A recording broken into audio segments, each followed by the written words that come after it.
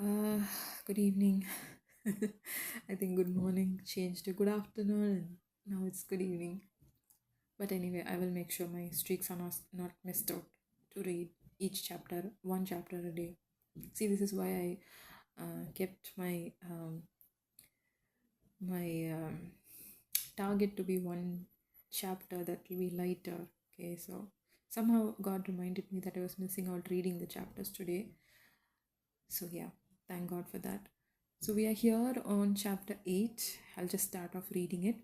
But God remembered Noah and all the wild animals and the livestock that were with him in the ark, and he sent a wind over the earth, and the waters receded.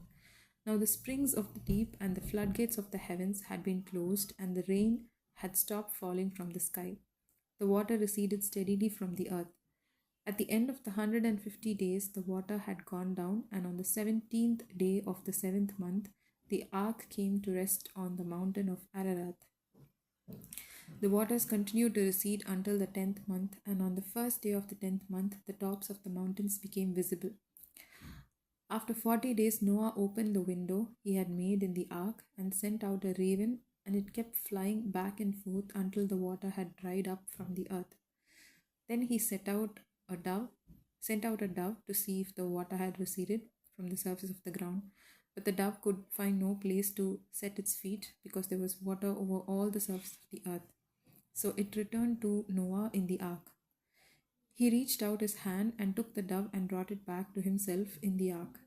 He waited 7 more days again and again sent out the dove from the ark.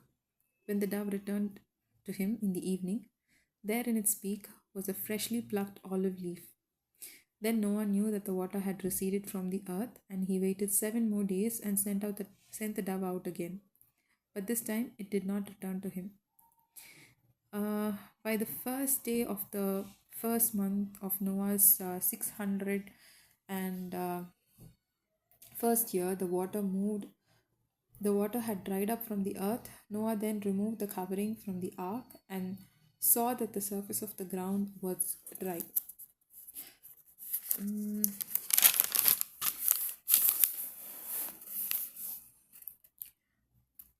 uh, okay, where did I miss something?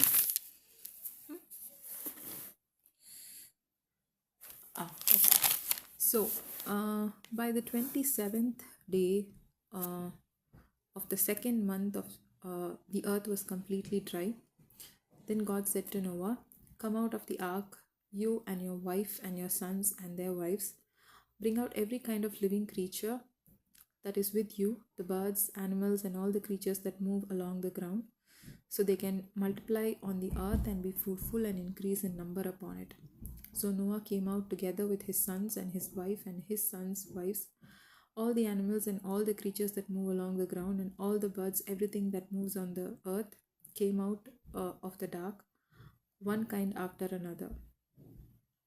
Then Noah built an altar to the Lord and said, and taking some of all the clean animals and clean birds, he sacrificed burnt offerings on it. The Lord smelled the pleasing aroma and said in his heart, "Never again will I curse the ground because of man, even though every inclination of his heart is evil from childhood. And never again will I destroy all living creatures as I have done. As long as the earth endures, seed time and harvest, cold and heat, summer and winter, day and night will never cease."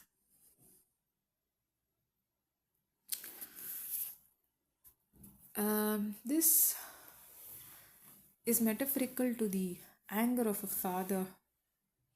This quickly came to my mind. I remember my dad used to be so strict when we were younger. Um, he usually hit my siblings. So because when in case if they were not studying well or up to any mischief, only if it was really bad, he actually hit them with a small ruler or a scale or a stick, something like that. But then after hitting, usually my dad has this habit of regretting what he did, and then he'll call us back. Sometimes very rarely I get hit, and when that happens, after some time, he calls us and tries to buy us something to eat, or like a snack, or anything we liked, like ice creams. So I think this, when I read this chapter, this comes to my mind, the love of God towards His creation, us. So though He, in His anger, sent the floods and destroyed everything, He was careful to save Noah. And after all this, after stopping the rains, finally after 40 days, His anger receded, and but nothing was left on the earth except Noah and his family and the animals in the ark. But we see towards the end of this chapter, He promises that He will never again send rains or destroy humankind, and ensure that day and night never ceases. That's how He finished this. That's how the chapter comes to an end. So we can see God's love for His children, although He's so angry uh, with our inclinations towards evil.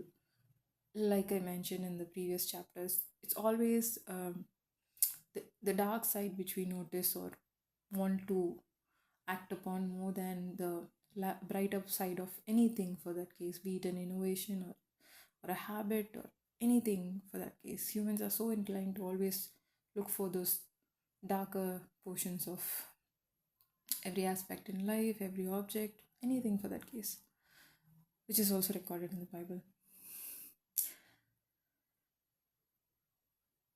So, yeah, despite our nature, God always stays faithful to His original love and affection for us.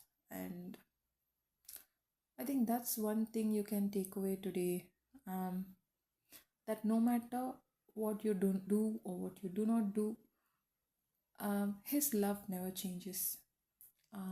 And it is not by by what you do that you become worthy of His love. It's because who He is that we are being loved. So from the initial chapters and up till this particular chapter where destruction, which follows, the God's anger finally recedes, just like the flood waters.